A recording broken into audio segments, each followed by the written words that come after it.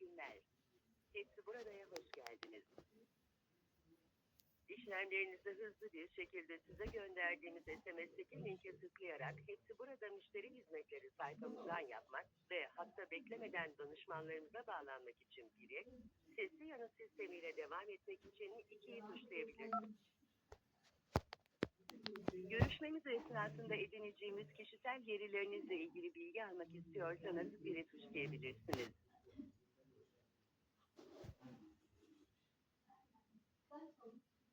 Alacağınız hizmet sonrası 2 soruluk anketimize katılarak bizi değerlendirir misiniz? Katılmak için 1'i, katılmak istemiyorsanız 2'yi tuşlayabilirsiniz. Değerli müşterimiz, görüşmelerimiz kalite standartları çerçevesinde kaydedilmektedir. Sizi müşteri temsilcisine aktarıyorum. Lütfen hattan ayrılmayınız.